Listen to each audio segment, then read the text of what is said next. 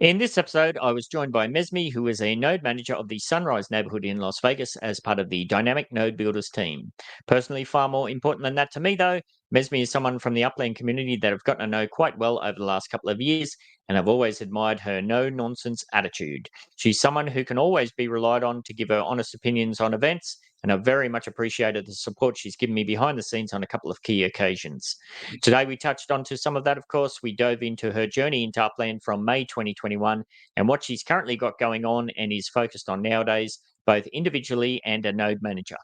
Mesmee also shares some great insights and outlooks into her status as a highly active flipper in the Upland markets and how that process has evolved over the years, which I'm sure everyone will get something out of. If, like Mesmee, you're willing to put your money where your mouth is and always keeping it real, then you might also find yourself basking in the spectacular sunrise of the Metaverse and beyond. Warning, the information and opinions within are solely the views of the individuals involved, contains content not suitable for anyone. All right, thank you very much, and welcome back to another episode of the Metaverse and Beyond podcast. This week we're featuring the one and only Mesmee. How are we doing this afternoon for you, I believe? I'm great. We've had a massive heat wave here, and today is our first cooler day, so I'm happy. Yeah. That's the opposite here. It's doomy and gloomy and quite cold. I would take that at this point. That's always the grass is greener, isn't it? Yeah. Yes. So a lot to talk about with you. We've been discussing about having a discussion for quite a while. There's lots happened since. A lot's been going on.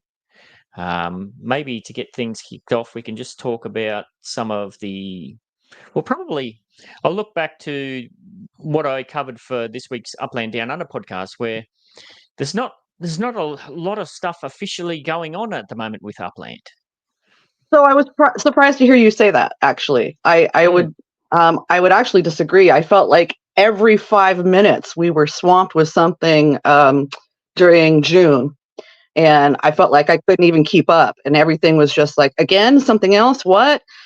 So I feel like we're kind of back to normal. Not that there isn't things going on, but it has slowed down. I think back to what was normal for us, which is maybe every week to 10 days. We have something being announced. So I think just feeling the lack of anxiety that we had there for a while, where there was just too much to handle and too much to keep track of. Yeah, absolutely. That's a good point. I guess and maybe because I'm kind of past that whole FOMO, I got to be involved in everything kind of stage. You know, Upland has said for the very longest time, like, this is not a platform where you're going to be able to do everything. And you've been around for quite a long time. So you've been a part of that journey where I keep saying back in the day, but it's not that long ago. It was quite possible to do everything and anything. And maybe only one thing a month would be happening, right? Back in the old days, there, so now there's always a sale happening. There's always a contest happening. There's always something going on. So yeah, I felt like the last 2 weeks I was finally able to breathe a little bit from Upland. Well, that's true, actually. I even started to move some map assets around, which I haven't done for the very longest time. So, yeah, that's a good reality check. Yeah.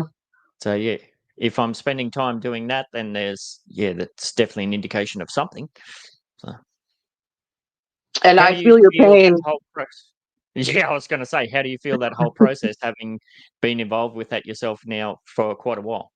Well, I mean, as you probably know about me by now, I tend to FOMO. Like it's really hard for me not to participate in stuff. I want to try everything. So, I hired an Upland designer and I designed some map assets and I got my factories and my showrooms. And I was like, all right, let's go. Let's see what Ben was talking about, with how long things take and moving things. And I want to say I know we have at least 4, but we might have 5 showrooms and 1 factory, and we have 6 different items. And what a pain. And I do everything on my phone, and it crashes after a few, of course, or you go to put something somewhere and it lands on a spot where the game doesn't like it, and then and then you have to start all over. Yeah, no, not a lot of fun. Not a good time had by all. And I just keep thinking, why isn't there just like a little click box right next to each item where I can go click, click, click, click, click, click, click, click, and then do a move all? But, so I definitely feel your pain. I mean, we haven't gotten the search function yet for properties for the cards, so I don't think that's going to come. I think, yeah. And I did a standing ovation for Genesis Week when somebody brought that up in front of the panel. They said, "Can we please get a search box?" And everybody started clapping. I just stood up and started clapping, and the whole panel looked at me and they were like, "Oh, yeah, that doesn't seem like such a big deal. We can totally do that," as if it was the first time they'd ever heard of it. Boy. Yes. Oh, well. All right. Well, there's a lot to unpack there.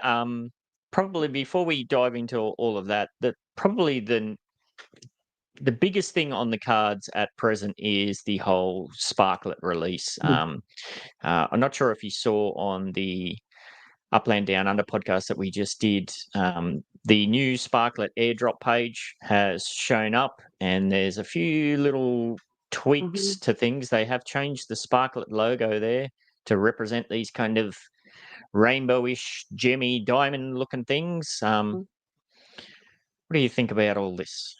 You know what? When I saw it, I thought they were just going with the whole Pride Month. That's all I thought. It never occurred to me it meant anything other than it's Pride. And if it's not, then okay. But it is interesting though that everything we've seen, whether it's structural ornaments or other things for Sparklet, everything is so drab. Gray, a little bit more gray, maybe some dark blue, and then add some gray. So I was a little surprised to see, are we going to show some color? So, I didn't take it to mean anything. And when I heard you guys talking about it the other night, I was like, oh, I just thought that was Pride. Yeah, well, that's a good point. I guess I can bring that up. Yeah, you're right. Like all those Genesis structure ornaments. My kind of take on that was they kind of made that a bit boring for the structure to make the Spark logo pop out a bit more. But they are really drab. I mean, I FOMO everything, and I didn't buy a single one. And then you have your other designers that are designing Spark related or Genesis related ornaments out of their own shops that are, again, they're just gray with maybe some blue and then add some more gray. I just think they're really drab. I didn't buy any of them. Yeah, I got one because there was one property in Midtown Terrace that I didn't have a structure ornament for. So I said I wasn't going to buy any, but I did grab one. Yes. How did you go in that first airdrop series that they did? So, well, Upland destroyed my personal life during that period of time because I try not to use social media. That's right. Yeah. I don't want anything to do with reading about other people's drama and all that stuff. But I have a Twitter account. I don't post on my Twitter account. I use it to follow what's going on with regards to trials and crimes that are happening. I'm a big crime junkie. So I went to my Twitter account and I added, 4,738 Uplanders. And then, of course, I have access to our Dynamic Node Builders Twitter as well. And it didn't occur to me to just use that one. I thought, it's got to be my email, my name.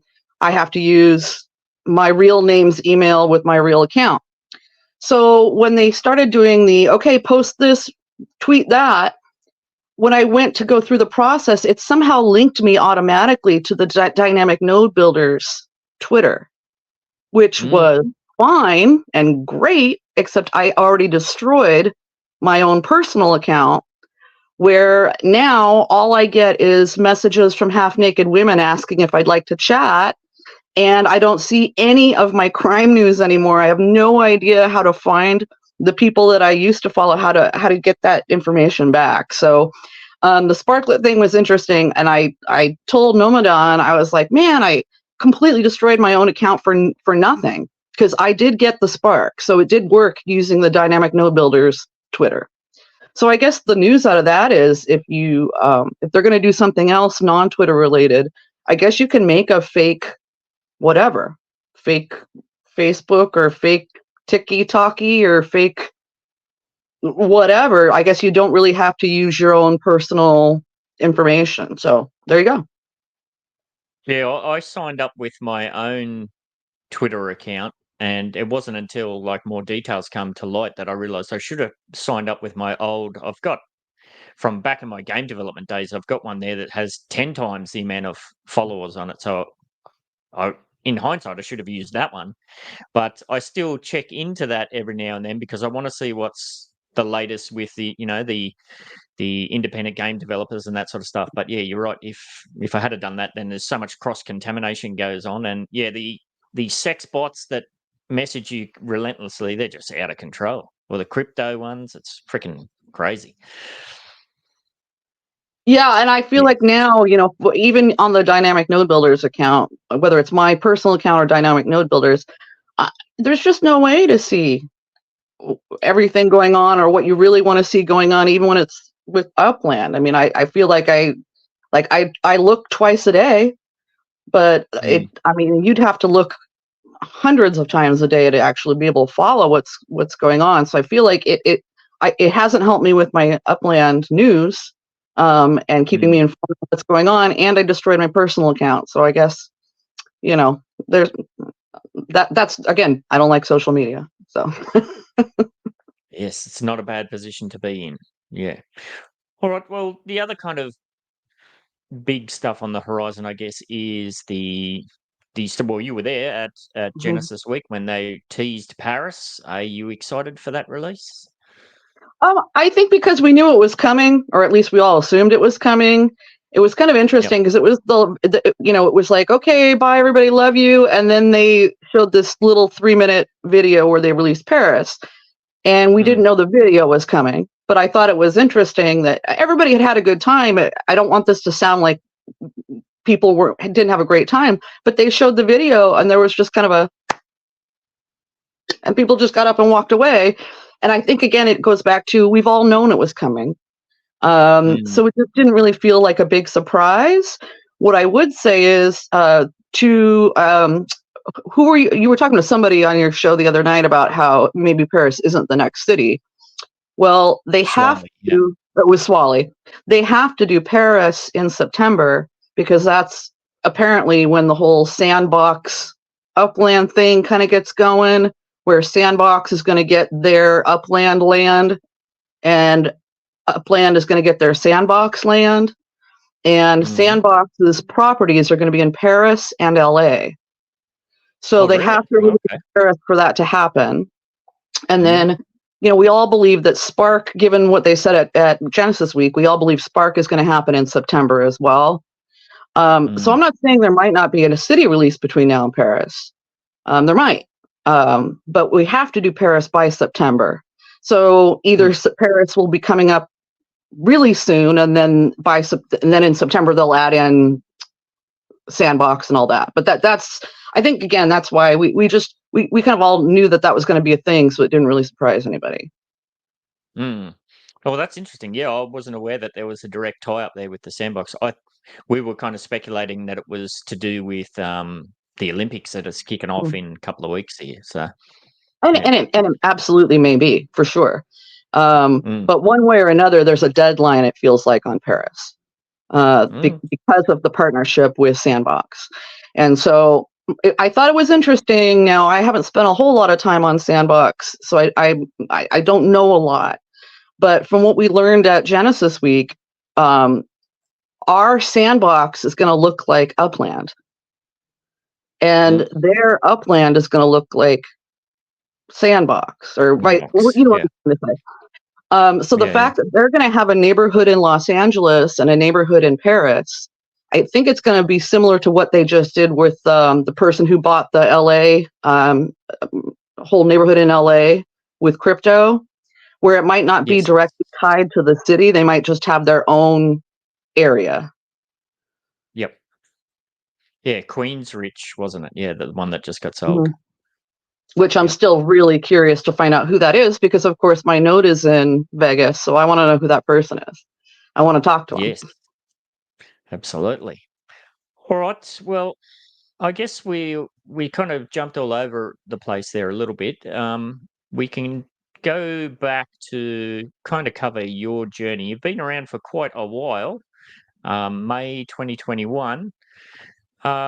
This is a classic question. What piqued your interest? What got you first involved in Upland? I and jumping all over the place is my style, so that's probably how this entire interview is going to go because that's just how it works Love it. for me anyway. I started putting my toe into crypto in 2020. It wasn't until 2020 that I really felt like it was safe, I guess, which again, I'm older, so I have a lot of old attitudes about money and banks. And, and I always felt like, oh, if you have money, you put it in the stock market, and I've never had money. So I never had money in the stock market. But in 2020, I started putting a little bit of money in the stock market and a little bit of money in crypto. And when I say a little bit, I think I put $300 in to both. Yep. And pretty much within a year, lost all the money I had in the stock market. Gone. I think I had 58 cents left. And then my crypto, I had about half, but some of those did really, really well and some of those didn't. So along that process of trying to learn more about crypto and how it works and what it is, and I didn't understand anything about, like, when people talked about farming crypto, I thought what they were doing was finding old abandoned accounts that nobody was using anymore from, like, maybe people who had died or were in jail and, like, taking their crypto or something. I didn't understand any of it. So along that process, I stumbled onto Wombat, which is how some of us got here into Upland. It's just, for those that don't know, it's a platform full of a bunch of games, and some of them are crypto related and NFT related. And so that's how I found it. But the reason I stayed was I'm a world traveler and I love maps and I love travel. And so for me, that was really fun. And then I started noticing, this might be a good investment. And the more time I really spent in the game understanding it, I was like, yeah, this is where my money's going. So now I think I have $13.47 in the crypto market. I still have my 58 cents left in the stock market, and all the rest of my money is in Upland. And I know people freak out when you say that, but and I know we'll get to this, but I sell a property pretty much every single day. So I do make money. We can argue and bitch and whatever about how low will it go or how much I'm actually making or whatever. But at the end of the day, I basically make a sale every single day. So. Yep. Yeah, well, it's true. Like I mentioned before, the old game development stuff that I did, a lot of family and friends saw the stuff that I was making at the time, and their natural reaction is, "Oh, you're going to try and sell this? You're going to make lots of money?" And I was like, it was never about that. It was just a hobby. And then when I played around in crypto, I got into crypto kind of mid 2017. So I rode all that classic, the pumps and the dumps and all that sort of stuff. And, 1 minute my account was worth 100 grand, the next minute was worth 30 grand. And, the family are following along with that journey because I shared a bit within our kind of family social media kind of situation.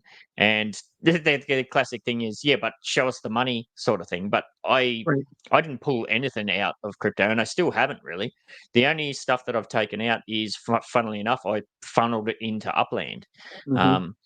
And then, they've seen me doing these sort of shows and whatnot for the last 3.5 years or however long it's been. And it's only been the last year and a half where, if you've been following along on X or my social media, I've done home renovations. We've put 3 slabs of concrete in. We've just built a bloody whole room structure on the house. And I just had another tattoo session yesterday. People usually only get tattoos if they've got some free money kicking about. So that's all come from Upland. And the family's like, wait, what? You got this from a game you're playing on your phone? Yeah. So, yeah, it's absolutely true. There is money I there used to say all the time that you couldn't do that now. That if you started Upland now, you couldn't do that now. And I'm absolutely wrong. By looking at when they started selling those plots, those packages of properties at 50% off, or you start looking at, where there are properties that we're selling at 22% of mint, you absolutely can still do that now. Yes. But I used to think it was too late for anybody coming into the game new. Well, it's the classic situation. Everybody thinks they're late. When I started, I looked around and people had accounts worth 5 million UPEX, and I thought, wow, I'm really late to this. It's just, it's all relative, Yes. The people who, like myself, started in January 2020 look at the people who started in 2019 enviously, and then the people that started in late 2019 look at the people who started on the first week, and it just never ends, that sort of stuff. Yeah, absolutely. Yes. All right. Well, yes, you have been around for quite a while, so I like to have a sneaky peeky at people's data. So you've been around since May 4th, 2021. Are you one of the people who graduated straight to Uplander status immediately, or did you stick around as a visitor for a while? I'm pretty sure I paid the $5. I don't remember, but I'm pretty sure I paid the $5. But my problem was that when I started, I couldn't figure out how anything worked. And I think we talked about this a couple of years ago, where I kept seeing things where it would say on the web, on the web, on the web, and I couldn't figure out what on the web meant or where I was supposed to go, because I had the app on my phone and I didn't realize there was a place. So yeah, it took me a good 6 months, I think, easily to really start figuring out how this all worked.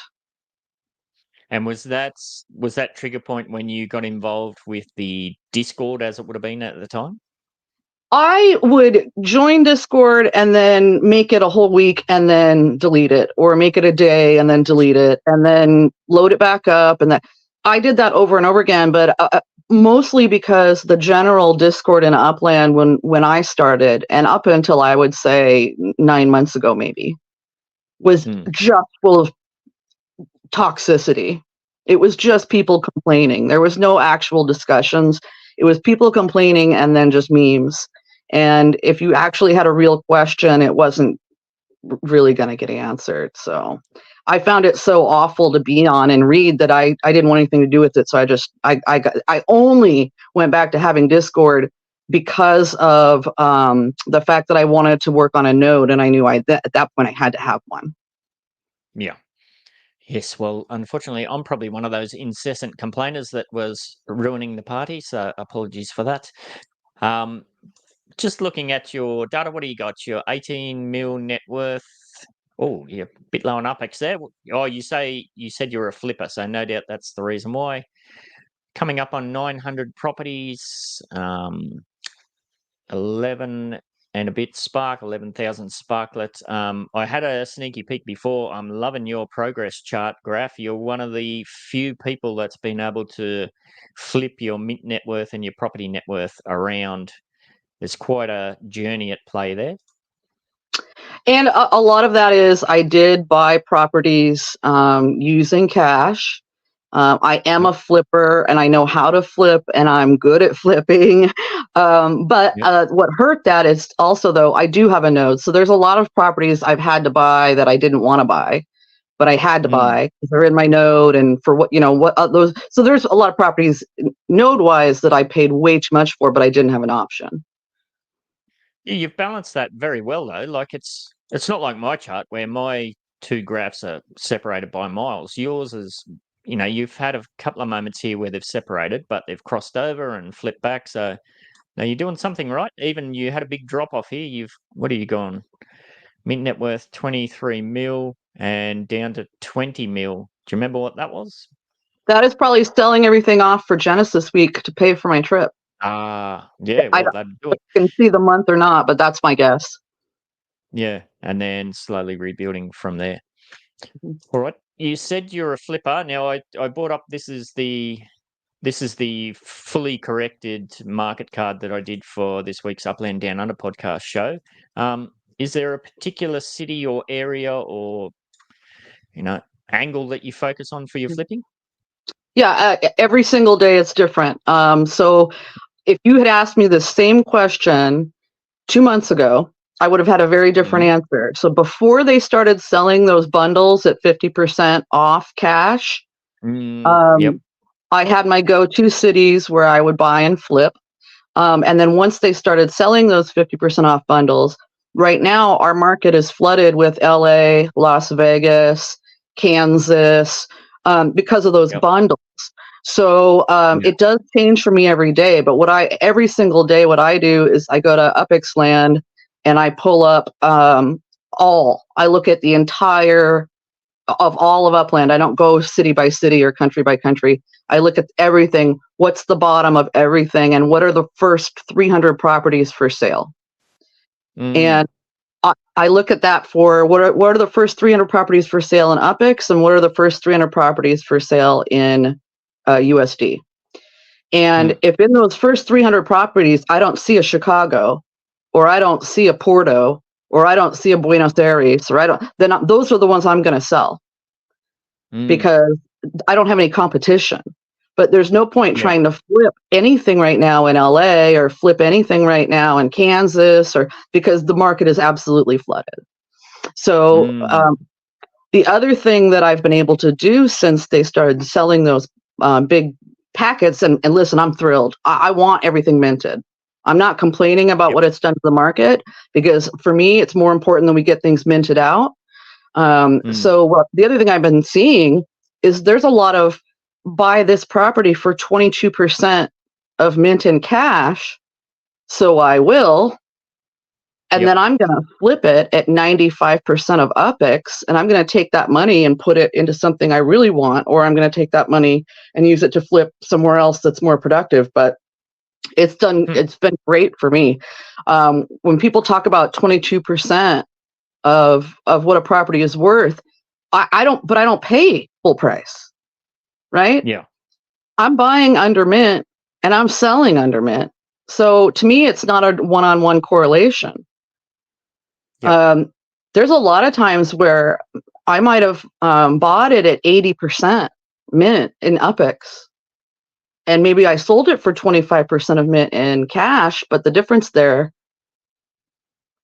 makes it's an opportunity that was never available to myself, or especially yourself, early on. And it kind of goes back to that situation where sometimes being in early isn't the best thing, because look at where the markets are now. If I had of invested, in air quotes, invested the amount that I did now, with the account would be, I would hate to think how much further ahead it would be, So of course, there's other advantages that I had early on that not available to newer players. So there is some kind of balance there, but now it's a different ball game altogether, it seems.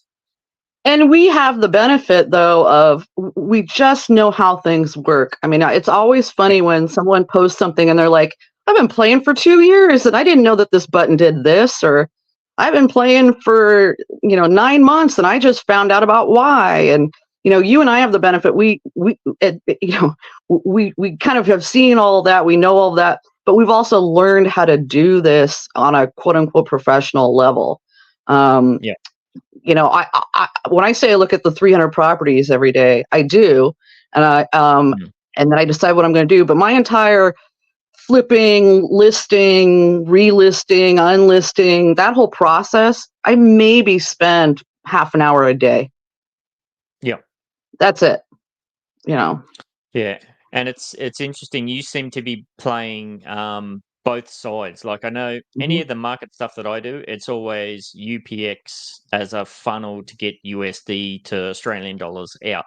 I haven't really played with the other aspect, but like you said with okay, I want to go to Genesis this week, I need some funds, then you can angle into that. Or if you want to, like you said, you had to pay over mint for certain areas in your node, well then, okay, I'm going to focus on building up a UPX balance. You're happy to play both sides.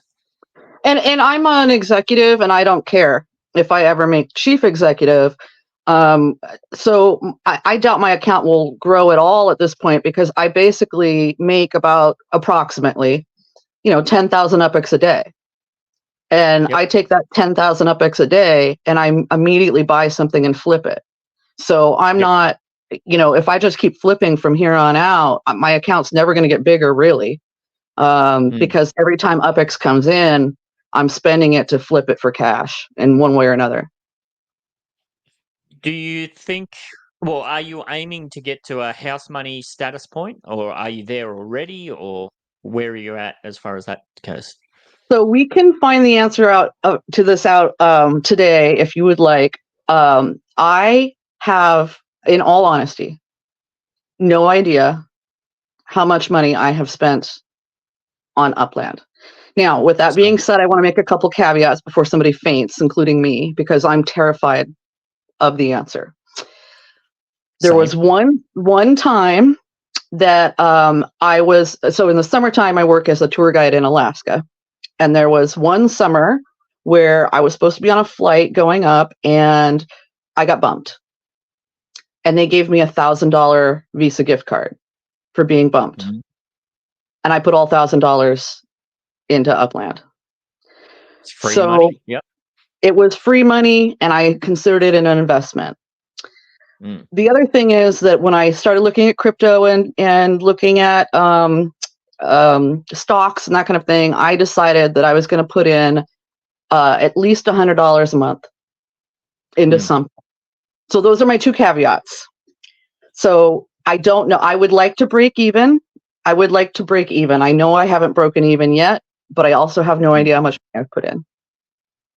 Yeah, I'm exactly the same. Like I said, when I first started Upland, it was $5 here, $10 there, dribs and drabs. I may have got to $500, $1,000 in, something like that. I've got no idea, to be honest, because like I said, it was bits and pieces here and there. The bulk of my account was built on crypto, and that all of that crypto came from flipping crypto. It's not like I spent, thousands and thousands in crypto. It was riding that early crypto pumps and dumps. There was a few different projects that I did really well in, and it's all magical internet money. It never really seems real. So I was pretty lax to throw that around, and it's no skin off my nose to put that into Upland. If I had to go back and look at, the coins that I put into Binance Coin, Cardano, Bitcoin, Ethereum, that I filtered off into Upland. Could I ever work that out? How much I've actually put into Upland? Maybe, but I don't know. It's not something that I even think of.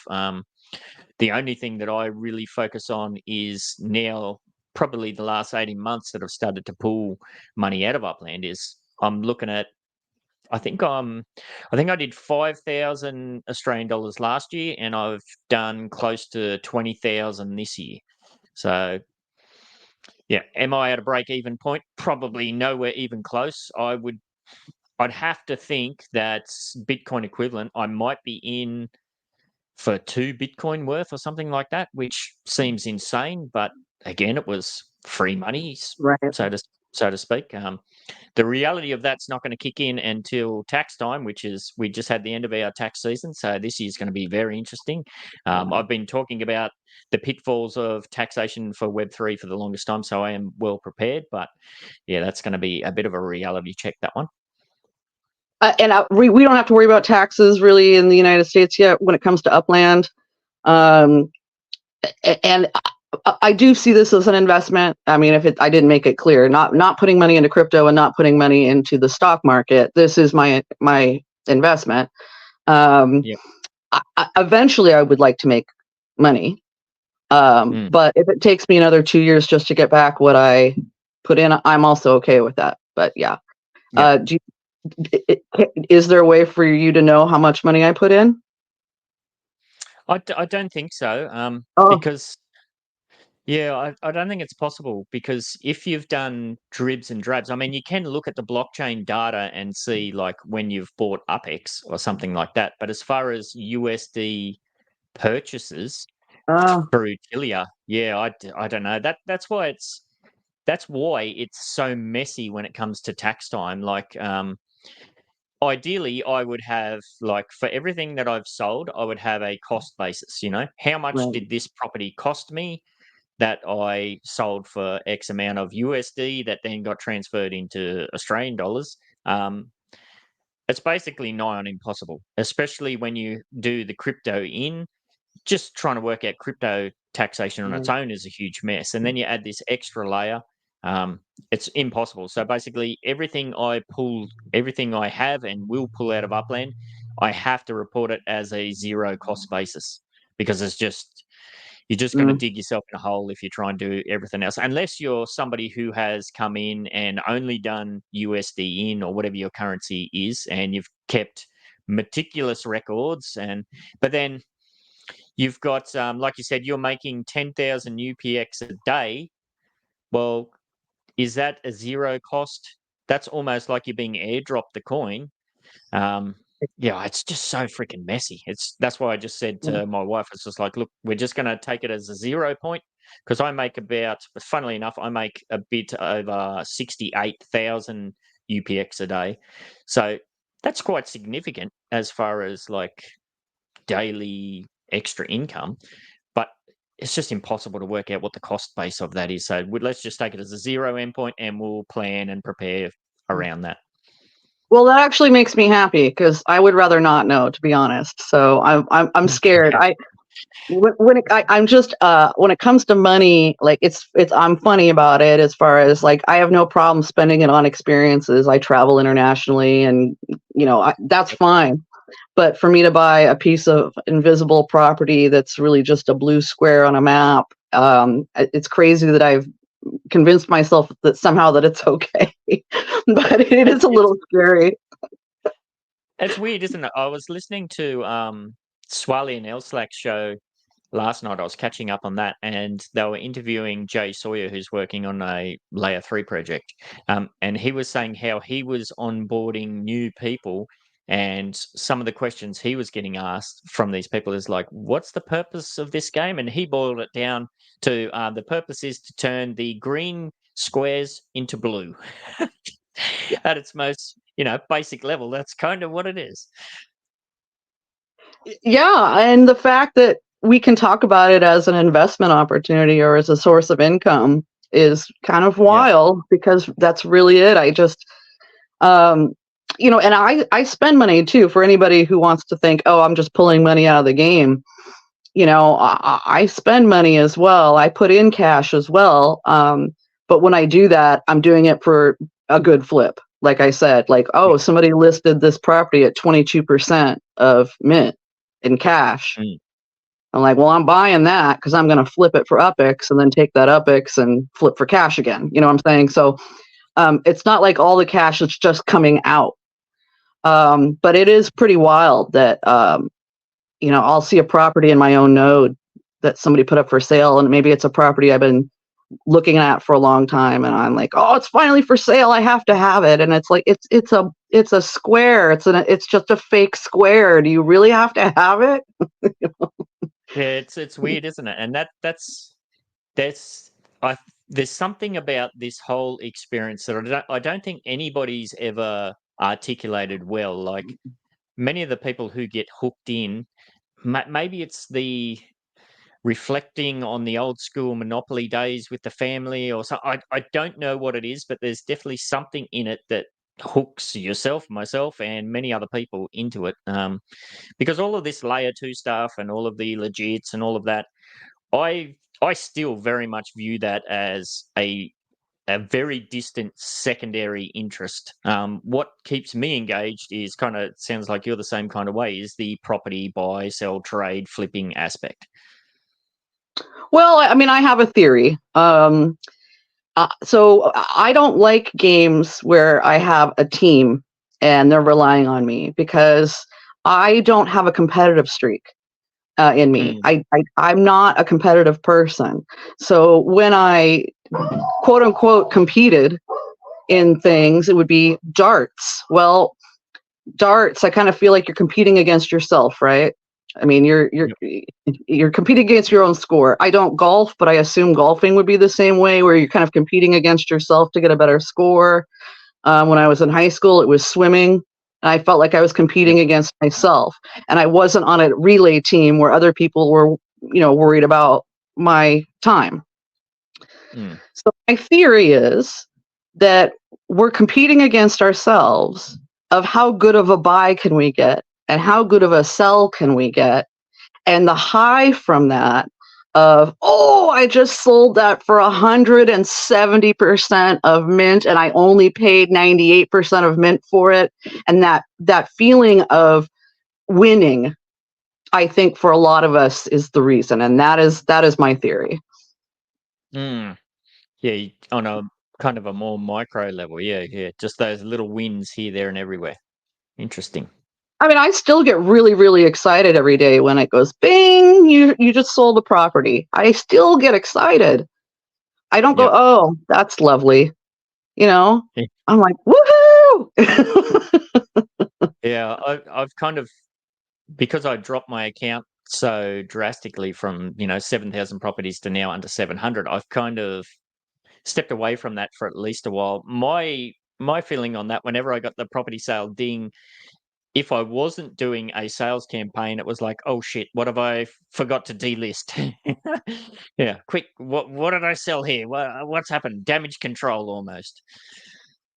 Well, so I can't remember if it was yesterday or the day before, but I had bought about maybe a week or two ago. Somebody had a property up for, it was around 22% of mint. I want to say it was like Porto. Anyway, it was a property that I went ahead, I bought for cash and I put up for UPX, and then I just kind of forgot about it altogether. And when I put it up for UPX, it was going to make me around 71,000 UPX. And so I thought, oh, see, I sell this for UPX, now I could buy $10,000 properties, right? Yep. I forgot I bought it, and it was like not whatever. So yesterday or the day before, bing, you sold a property. It was that one. So not only did I have the excitement of I made a great buy and a great sell, but now I get to go out and pick out the new properties that I'm going to buy, that I'm going to flip. And so it's that whole woohoo! I have UPX. I can go buy stuff and flip it now, instead of my just one a day.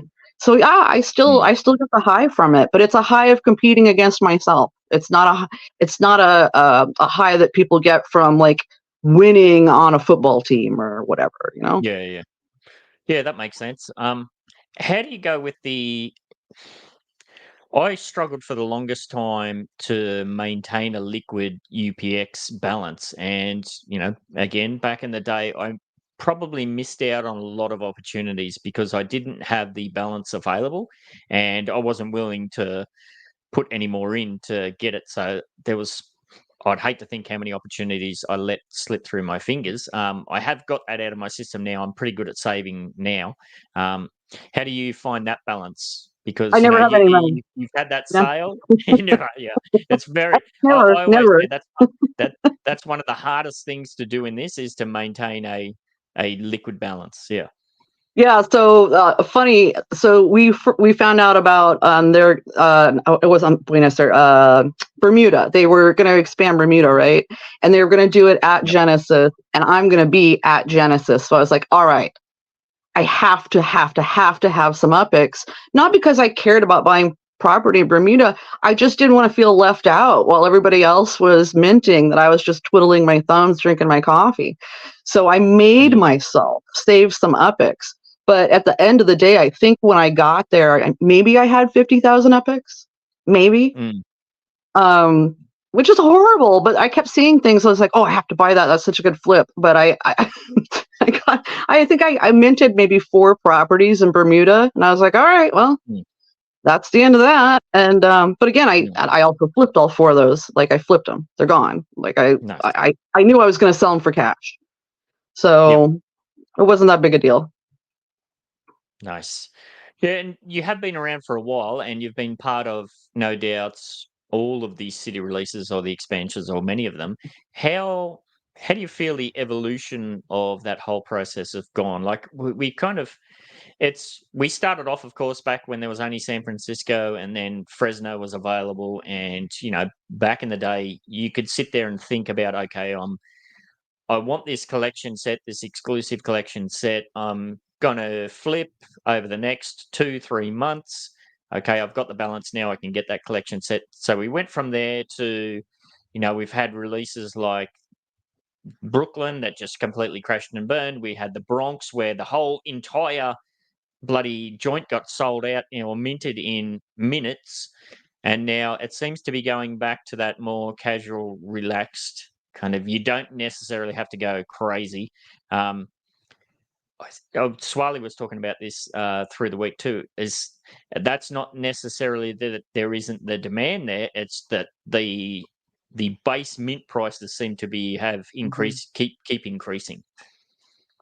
Yeah, I was trying to remember which. So I've done 2 city releases with Nomadan on the phone where we would talk to each other as we were minting, and I know one of them was London. What was before London? I don't know. I'm so bad at that stuff. I feel like it was like a Rio, Porto, Sao Paulo. I feel like it was something over in that area. Yep. But again, and it was one of Nomadan's very first city releases. And I was like, just grab anything, just grab as fast as you can, and then when I do a city release, what I do, and it's always done well for me, especially, I started doing this in Detroit, and I've done it ever since, is the minute I mint anything, I put it up at 4 times its value, immediately for sale, immediately. Yep. And they go. Within half an hour, those FOMO buyers are gone. So it doesn't work after half an hour. You got to do it in the first 5 to 10 minutes. And I was teaching Nomadan how to do that in London. And he's like, okay, I minted something. I'm like, okay, put it up at 4 times mint right now. And he puts it up and he goes, oh my God, it's gone. Somebody just bought it. I'm like, yes. And I'm like, okay, mint the next thing. And, the excitement of that, but it's not just the minting. It's like I have a whole process because I'm a flipper. I have a goal of flipping, so I'm going to do whatever I can to get the right properties that I can flip. And I almost didn't even mint anything in Bermuda because I didn't care. The people who came in, who got those first round of however many it was and turned them around at 15,000 million billion % of mint, man, I would have loved to be part of that. That's my style. That's me all over it.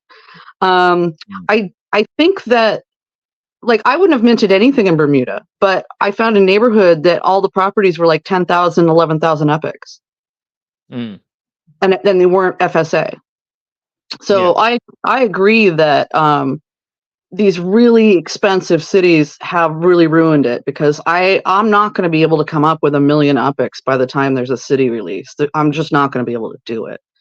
And so I'm just better off letting everybody else mint, and then I'll flip their stuff later. When after the cards come out, and oh no, I didn't get any properties that are going to be an exclusive, and then they put them up for sale at whatever 90% of epics, or they put them up for cash at whatever. That's me. And then I'm going to sweep in there and grab it. That's how I do it. Yeah. I would love to get that excitement back, but I don't know how you do that without. I mean, it's certainly not going to happen in Paris. Yeah, well, I was not going to go to Bermuda at all. I was just going to pick up a showroom property on the secondary market. I had 2.4 million UPEX balance at the time, and I was quite content to hold on to that and see what I was going to do with it. But my daughter happened to be sick at the time. I was sick at the time, and I happened to be awake while it was all going to kick off. So I was like, you know what? Bugger it. I'll go over there and just see what's up. And I just fell into that classic FOMO situation. I found myself on the coastline. I'm like, whoa, look at all these properties. And before I knew it, my entire UPEX balance was gone. And I was in that mad panic to mint. And then, because I was prop hopping all along the coastline, and then I ran out of my balance, and I'm watching, but they just weren't getting minted. I was like, I'm in that old FOMO mindset, but it just wasn't like that anymore. It was quite bizarre. And I was like, oh no, what have I done? Yeah. And the other thing too is, and we all know this by now, I mean, this is no secret, every single time we have a city release, something's fucked up, right? And it was at my table at Genesis, we're all joking about like, okay, what's the fuck up going to be, right? And the guy sitting next to me was like, listen, don't use the hotel Wi-Fi. Whatever you do, don't use the hotel Wi-Fi. Can you imagine? The hotel Wi-Fi goes down. Nobody can mint. All of us are sitting in this room. We can't mint. And so he was adamant that everybody at our table was not on the hotel Wi-Fi. So we all got on the Upland Wi-Fi, which was different than the hotel Wi-Fi. And so they're like, okay, ready, 3, 2, 1. I can't log into my account. My account just went down. I can't pull my account. I can't pull up all of us. It didn't matter if you're on your laptop, your phone, whatever. None of us can even get into our accounts to mint. And it's like, well, you thought it was going to be the Wi-Fi. No. Yeah, but on the flip side, that was worked perfectly for us. Normally, like over here, we get the raw end of the stick where you see there's properties unminted, but there's quite a delay, and you click on it. Oh, it's gone, it's gone, it's gone. It was working flawlessly for me. I was minting up a storm for like 3 minutes, and then hang on, they've shut the whole thing down because there's 100 and something people stuck in a room. Like, stuff you, this is our time. Yeah. So, but yeah, it made sense that they had to put a stop to it and fix it up, which they did quite quickly. So, yeah. And Randy, the intern, was not at Genesis Week. I think he had a water polo tournament, if I remember correctly. So we couldn't even blame Randy, the intern, for that one. So, yeah, at this point, I think that the city releases for me are more about just what's going to go wrong for fun. I mean, at this point, what are we supposed to do? You just have to laugh. How bad does it get, and what is it this time? So, yeah, and there's also, well, it sounds like you never fell into the collection speculation FOMO trap either. Yeah. Well, I did. I mean, I did once, and I learned my lesson, and I never did it again. I went all in LA on was it Compton? Was that the right neighborhood, Compton? I'm trying to remember. If it wasn't called Compton, it's something like. Anyway, I was convinced that the whole neighborhood where all of the great rap artists in LA came out of, that was going to be a collection, and I think I bought. I can't even tell you. It's awful. And not only was it not a collection, like those properties never moved. They never sold. Like it's just like a wasteland of nothingness.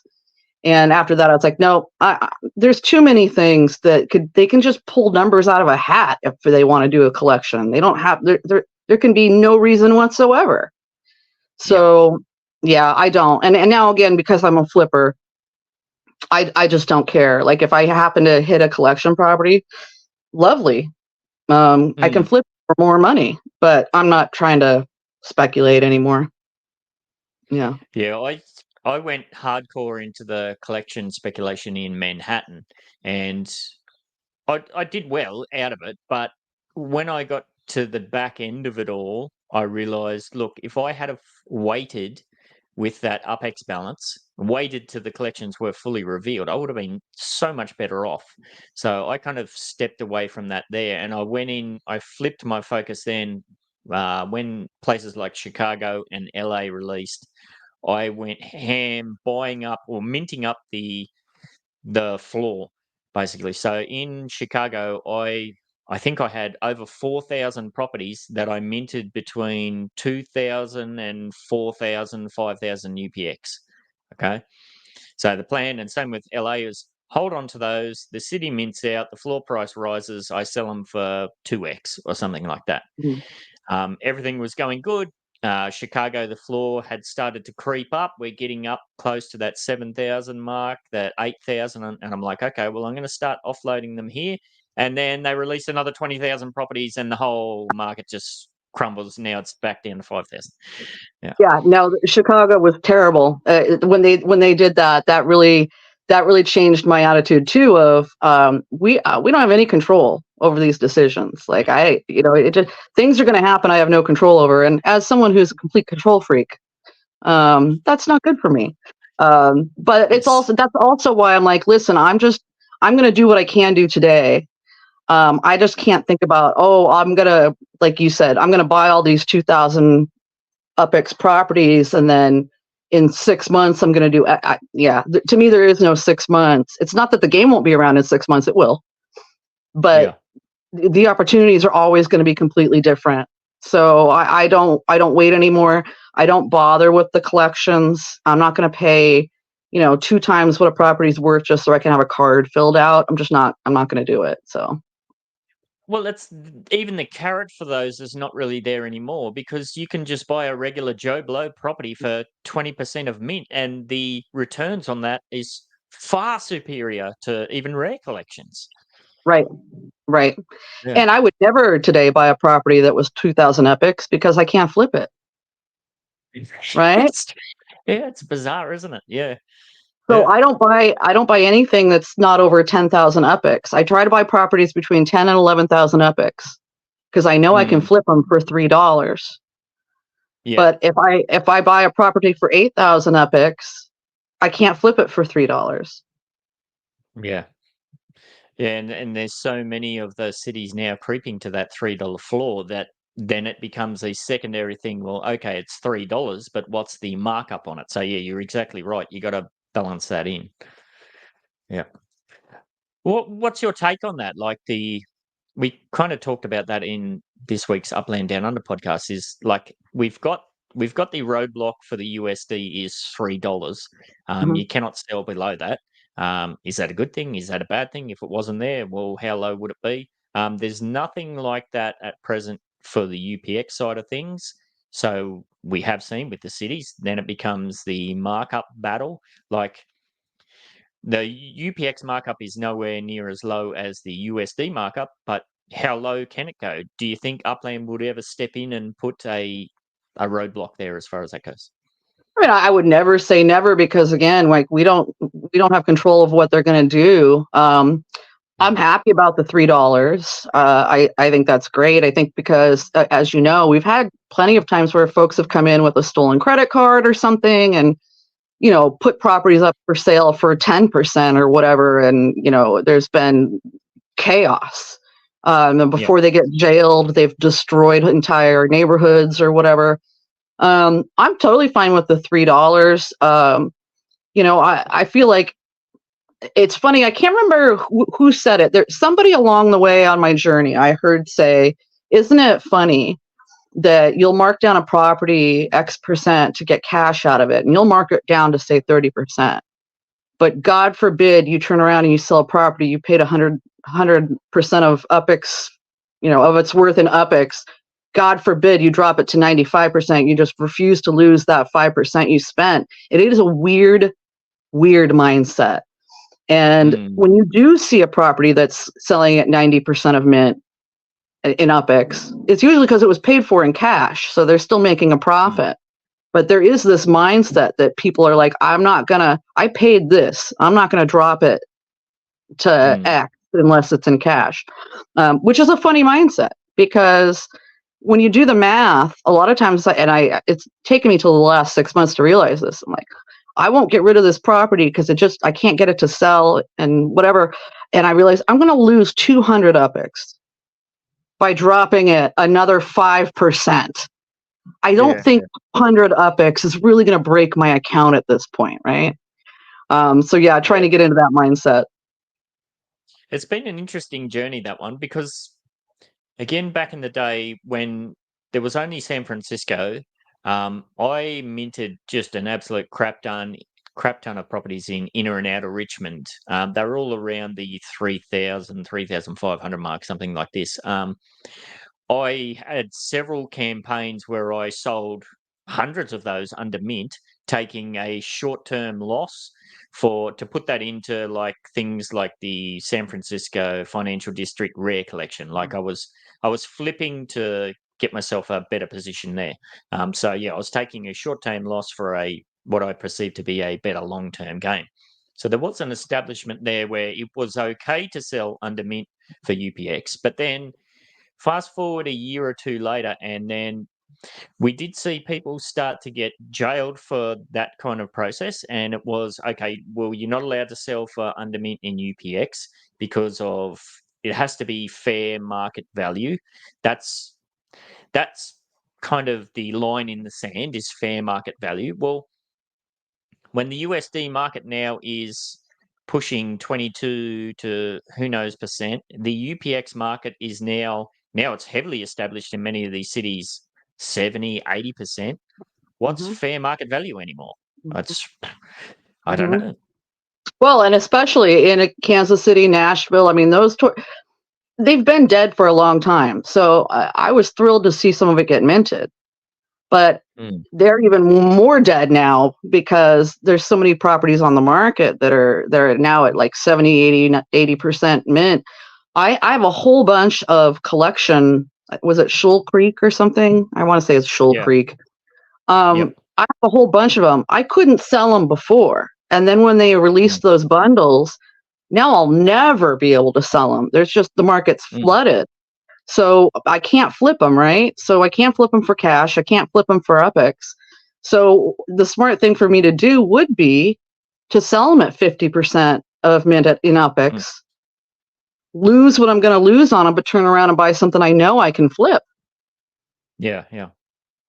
Yeah, it's an interesting dynamic because we had that situation where it was not okay, but now Upland themselves is selling below mint. Like they're selling entire neighborhoods at 40%. They're selling these bundles at 75% or whatever the figure is. So yeah, it's an interesting journey. Mm-hmm. Yes. All right. I'd like to just dive back into a bit more of what you've got going on a little bit. Now, I was having a bit of a sneaky peeky before, and I was pulling up your director's Block Explorer. What's the story behind this one? Little brown caravan, is it? Mm-hmm. It is correct. Or for Americans, tiny travel trailer. Mm. I own a tiny house. I live in a tiny house. So I live in a caravan. And it's 360 square feet. I had it custom made for myself. I got to pick out where it's all wood. I got to pick out where all the windows were. I got to pick out the flooring. I got to pick out everything. And I bought it kind of as a shell where a lot of the work wasn't done yet. And then it took me 6 months and I finished it off over 6 months. So the reason I did that is it goes back to my attitude about money. I don't care about money. I'm not someone who needs fancy things. I don't care about fancy things, but I need to be able to travel. I can't live without traveling. And I love good food. So my goal was to not have a mortgage, not be paying Mm. for a house and a piece of land that was going to keep me stuck somewhere. And originally, I thought that I would move around in the tiny house, maybe live here for a year, live there for a year. I love Colorado. I love Alaska. I have a lot of friends in New England. I thought, okay, well, maybe I'll live here for a year and then take it somewhere else. Funny thing. So I ended up when I first got it, where it was livable, but it wasn't done. I had no running water. I had no electricity, but I had it. A coworker of mine said, "Oh, my neighbor owns a farm. You should just put it there until you're ready to go." So I did, and I've been here 5 years, and I've never left. Yes. So Yeah. yeah, that's the story. So my nickname was always City Girl at the farm Mm. because I'm a city girl. I didn't know anything about anything, and now I'm surrounded by animals and gardens and stuff that I don't understand anything about, but I'm getting better. And so basically, I now just rent a piece of land on the farm.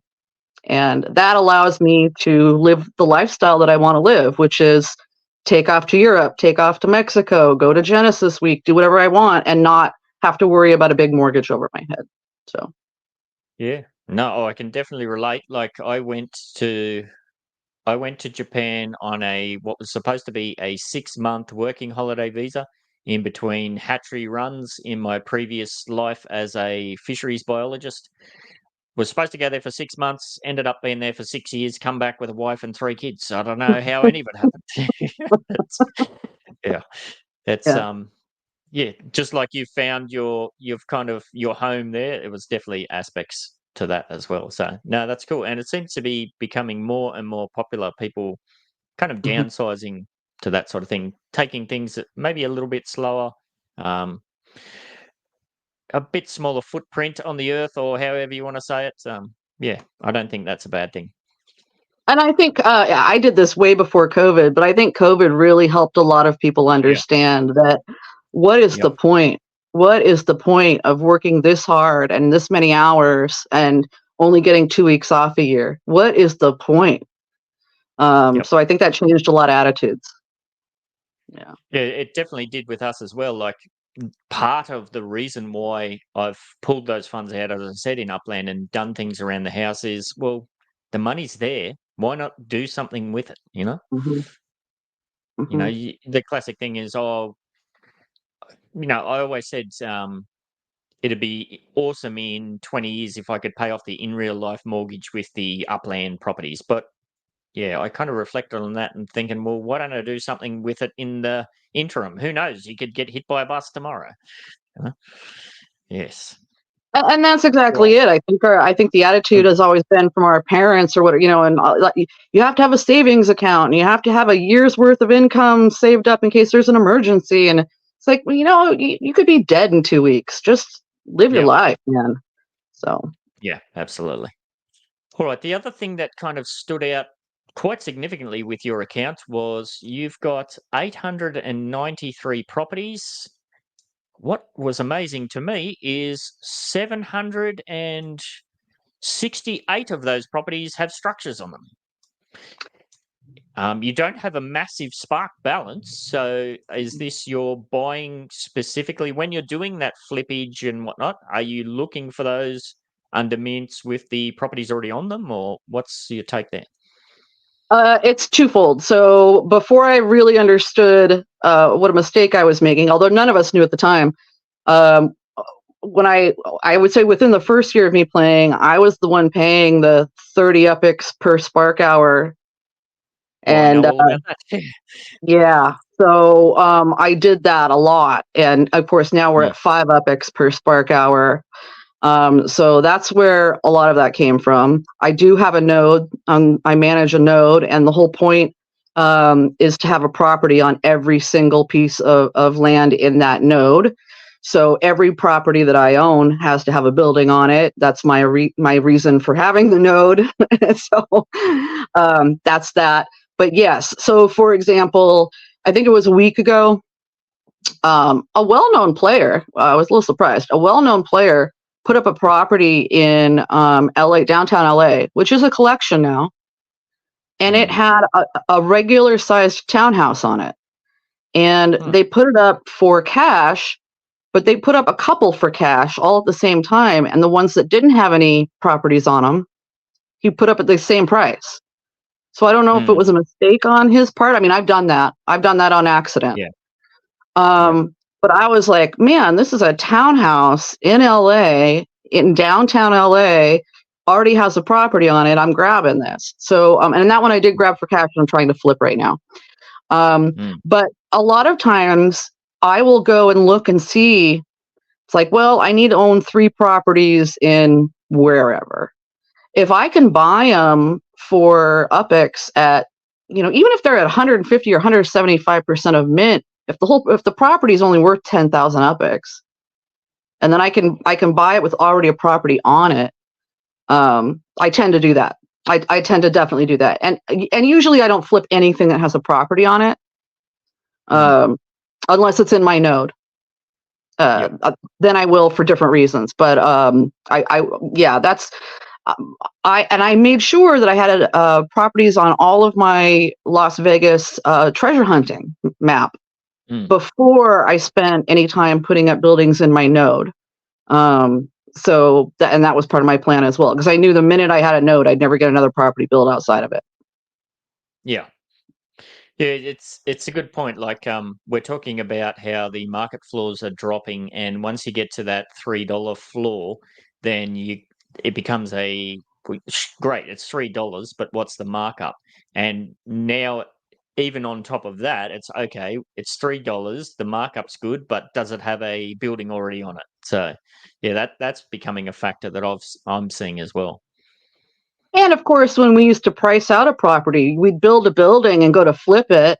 And you're like, how do you do the math? Well, you go, okay, 30 times up, 30 UPIX for every spark hour to get this up. Okay, so now the house is worth this, the property is worth this. I'm going to put it up for sale for this. Yep. Well, now we're going, okay, 5 UPIX per spark hour. It's like, Yeah, I kind of struggle with that with the Midtown Terrace sale that I'm getting ready to do now. Like, I minted most of those properties around 12,000 UPEX, but I paid 30,000 to have the structure built on them. correct. Can I realistically expect somebody to pay 45,000? No, not really. So that's why I've kind of put the pricing out for community feedback to establish all that, because I truly would not know where to even establish that. It can't be the established neighborhood floor price, because I purposely inflated that to the wazoo. So, yeah, it's an interesting conundrum. But that Yes. also goes back to how to use tools. I mean, we've been around long enough. We know how to use tools. Yeah. I can go, okay, show me every property for sale in Upland. And I can look at it and the percentage and the price and this and that. And within seconds, no. Is that a good deal or not? And someone who's new, who may not understand that, who might put their 0.01 spark on a build and think, oh, in a year I'll get a building. It's like, there is ways to do it where we've been around long enough to figure that out. Yeah, absolutely. All right. Well, you've made mention there a few times about the DNB, the dynamic node builders, and the node that you're involved with. I guess we should dive into that a bit. I will pull up. So you do have your own website, which is all fleshed out, pretty cool. Dynamic node builders. What's the journey behind all of this? Like you said, you're in this with Nomadan, and I believe there's a story there too where you went on a international trip to go and have a beer with him and say good day.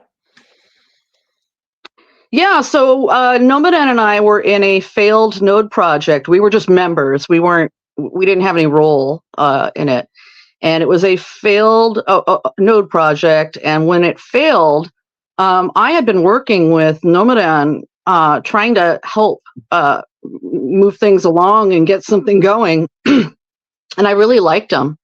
I just thought, man, this guy's smart and he's articulate and he's got great ideas and he understands the game. So when everything fell apart, I reached out to him and I said, listen, I'm opening a node in Sunrise, Vegas. And I have reasons why I picked Sunrise. I would really like you to do this with me. And we formed a partnership and we, put everything out on like what we expected from one another. And, he lives in Bogota, Colombia. And I said, listen, I'll be the finance here. I'm the financial person. Like I can put up some cash to make this happen. I said, but I'm also a really good networker. I network a lot. And, so I can play that role too. And he's like, great, I'm the computer guy. I can do artwork. I can deal with any of the social media. And it worked out really well for the two of us to partner up together. I'm really proud of what we've made. And I'm really, really proud of the community that we have. But again, we have no control over Upland. We have massive, massive properties. And then we have little teeny tiny properties. And we've done so much work getting everything built out. And we have, I think every business you can name has a residence in Sunrise, Vegas, including when you have a showroom there. But what we've discovered is we have to, at this point, we just have to make it about what's going to make us happy, because we're never going to be able to compete now with the neighborhood ratings. We figured that out real quick. That one right there on the right-hand side, go over to the right, that big school. Yep. I dropped $400 cash buying Tokyo properties that I flipped in order to make enough UPIX to get that piece of property. because it was an 8,700 UpX property, I think, if I remember correctly. But I guess where we're at now is there isn't anybody that is part of this node project with us that I don't like as a human being, respect as a human being, and that doesn't bring something to the table. I mean, we've got great people. I mean, we've got TB, who you just interviewed a little while ago, and you know. We've got Ace in there, you know, and City Pigeon, who I sat with and spent all of Genesis Week with. We've got great people that if you have a question, I've got the community of people that has the answer. So even if I don't know, I absolutely know where to send you. I know who does know. Yep. And that's been really invaluable. And so there's been times, I'm trying to remember, someone wanted cars or something around that, or whatever, not cars. What are they called? Not, what are the mini cars called? The carts. Carts. Yeah. You know, and it's a matter of, hey, if you're not planning on buying these to have them, you know, can anybody please go in and, you know, buy them, and I'll buy them off of you and whatever. And we do that a lot. Where I was like, oh, I was never going to buy that bundle of things, but I've got someone who's really interested in the 25% chance that it might have something in it or whatever. You know, we all just work together to help each other grow our accounts. And it may not be necessarily 100% growing Sunrise Vegas, but it's 100% helping each and every one of us succeed in Upland. And, you know, you and I have had discussions in the past. There are people I will not work with. And I'm very upfront about that.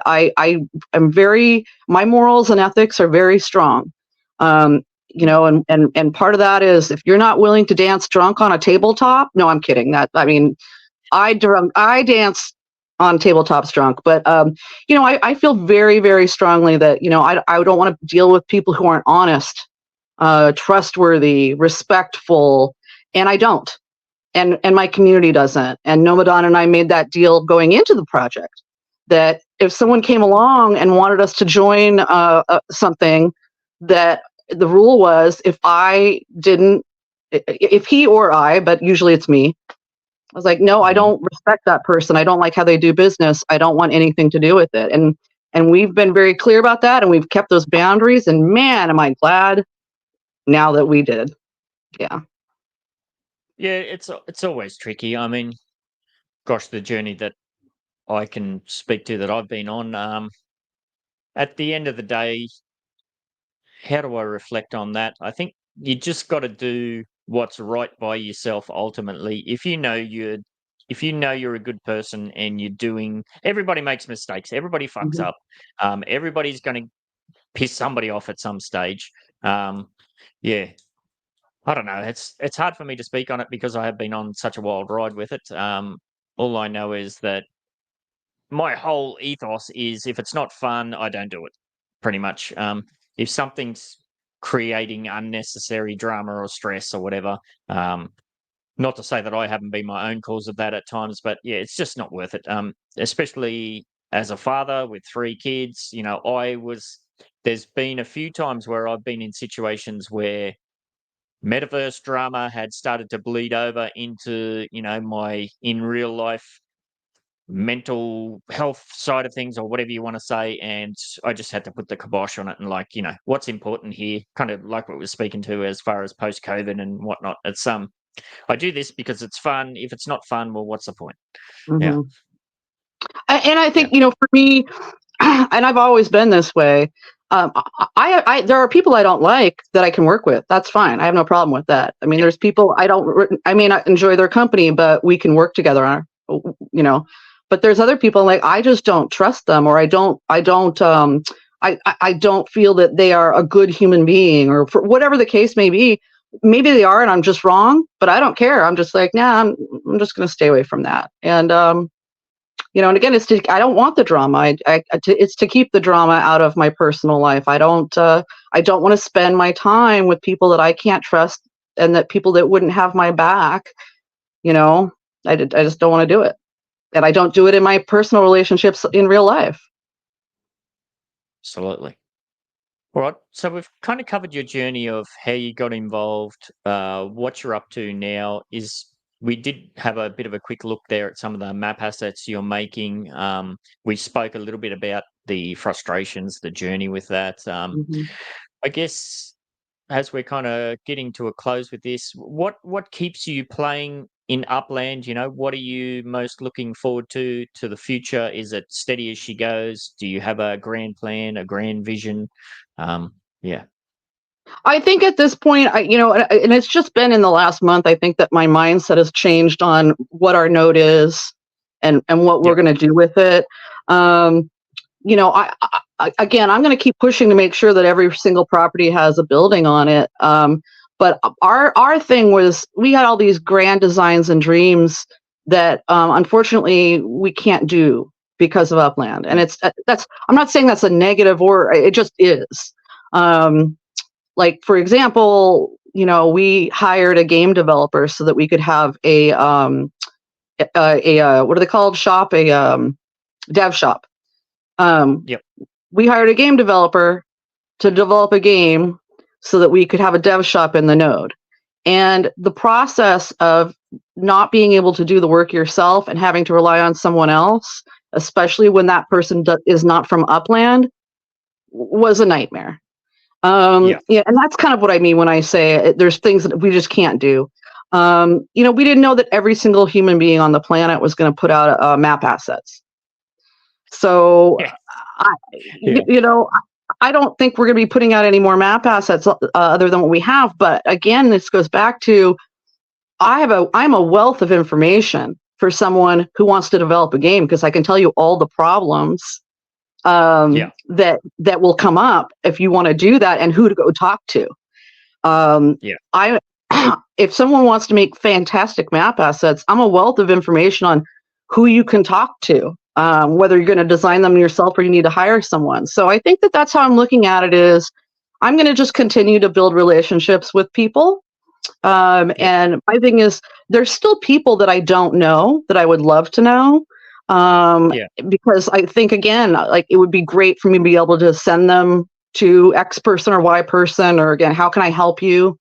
And I'm looking at it that way now. I think in the next, at least for the next 6 months, other than getting buildings up, I'm looking at expanding our reach of trusted players that are in it for the long haul, who are here to help one another succeed. And I think that that's what I really want to do, is meet more of those people.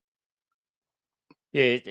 It's a how do I put it? Yeah, it's if I reflect on my own experience as well, like going back to the very earliest days of the Upland Development United, where it exploded on the scene. Everybody, every man and woman and their dogs, or whatever the saying goes, had these big ideas, this grand vision. Okay, you're going to do this, and you're going to run this, and this, that, and the other thing. Um, a month later, 2 months later, oh, how's that going? Crickets. Uh, it's very much that if you don't do it yourself, it doesn't seem to get done mentality. That has been a source of great frustration in the past, but everybody's got their own shit going on with real life. And, you reflect back on it, even for myself. This is technically a game. It's supposed to be fun. It's not supposed to be a grind or whatever. And probably even with my own map assets journey, like, yeah, you're right. Like, DTEC and Morchie's produced all of the stuff that we're selling in Samurai Aquatics. I've got no interest in working with anybody else as far as the creation of those other than DTEC. But he's flat out doing other things, and I'm totally fine with that. In fact, there's been several times where he said, I really want to make a new Samurai Aquatics map asset. And I'm like, mate, I really want you to get some sleep. So it's about priorities and things Yeah. like that. So, yeah, I have very much pulled.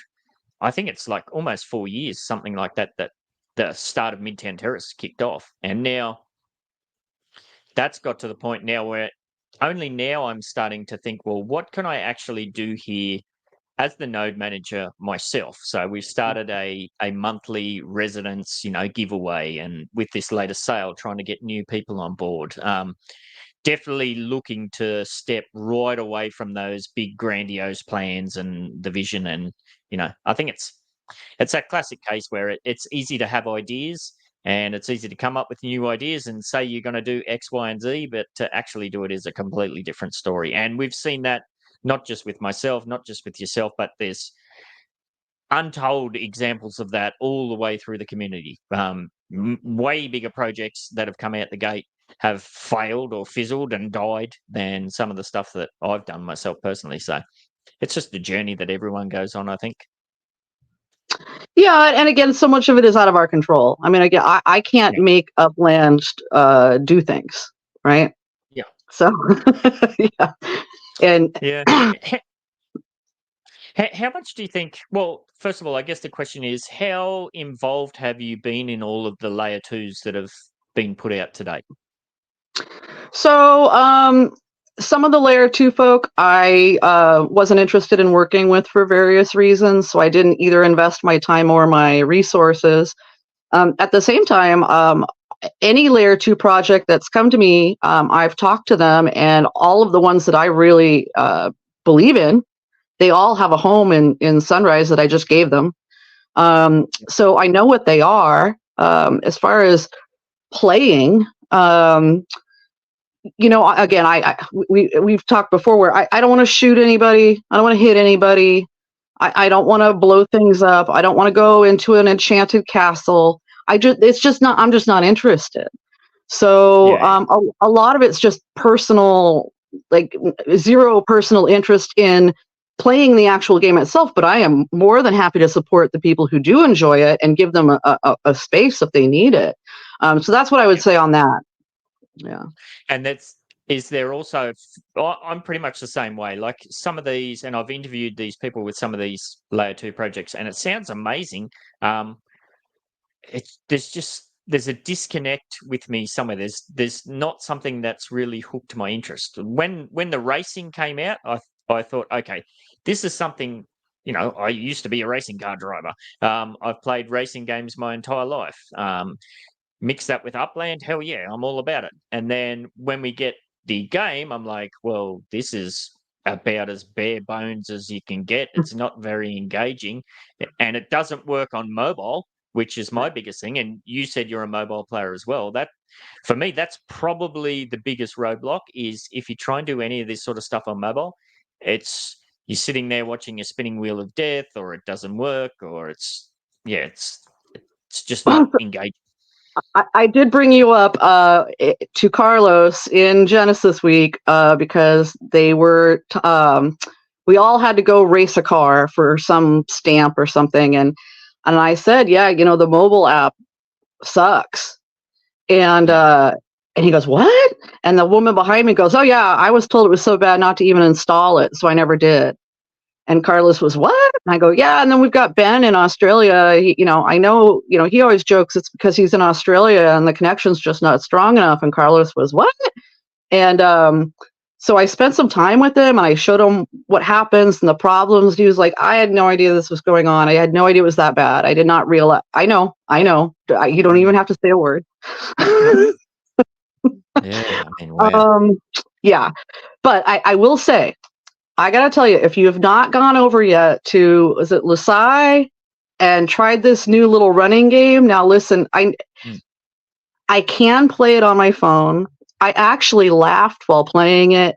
It could be something I could do. We all tried it out at Genesis Week, and it is kind of fun. Like it really is. I mean, the first time I played, I'm in a room full of people. And there's 7 of us on the starting line playing, and right next to me is TB. Well, TB is one of my buddies. So now I realize I'm racing against one of my buddies, and then I tripped over the camel, and then I tripped over the other camel, and there's all these things that they make it fun. And even as a mobile player, I think this is the first game that we have seen that I could do.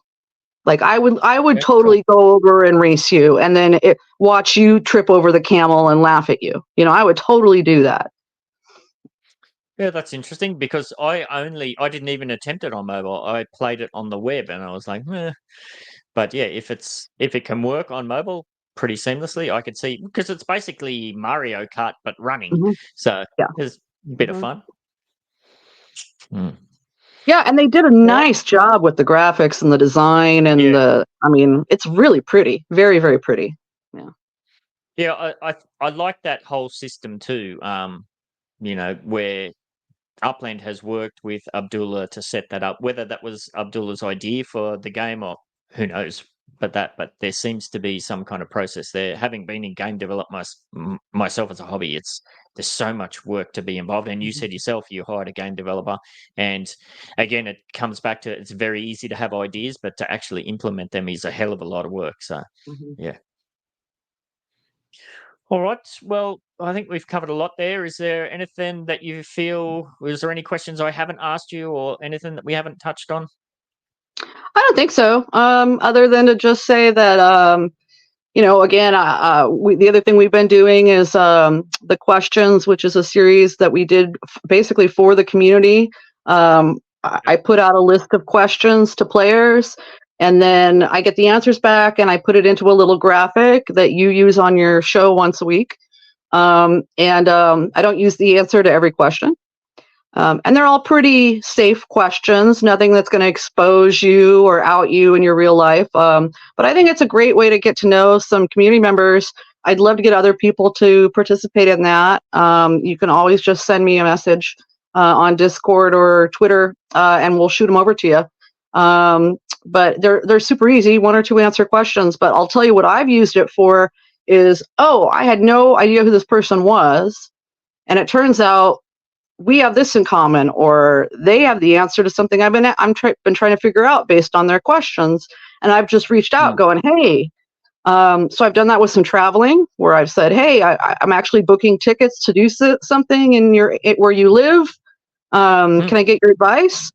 Or someone who's I found out what their quote unquote real job was, and like, oh man, I got a question for you. And it's been a great way to add people to my community of they're Uplanders, but also people I had no idea I had things in common with. And I think everybody can use it that way as well. So I'd love to get more people to participate in that. Awesome. Yeah. So there'll be a link to all of that in the description as well. And if you haven't seen, that's on the other show that I do, Upland Down Under podcast. We cover that each and every week. So, yes. All right, mate. Well, I very much appreciate your time, and even above and beyond that, the friendship that we've built up over the years, including your support for a few key situations that have happened here, there, and everywhere. So, yeah, thanks very much for everything that you do and that you're setting up to do. Thanks, Ben. I got your back. I think you're great. All right. Thanks, everybody, and we'll catch you later. If you have an Upland NFT or Metaverse product, service, or event to promote, or you're just someone engaged in Web3 who'd like to have a chat, send me, Ben68, a DM on Discord, or drop a YouTube comment to discuss and secure your spot.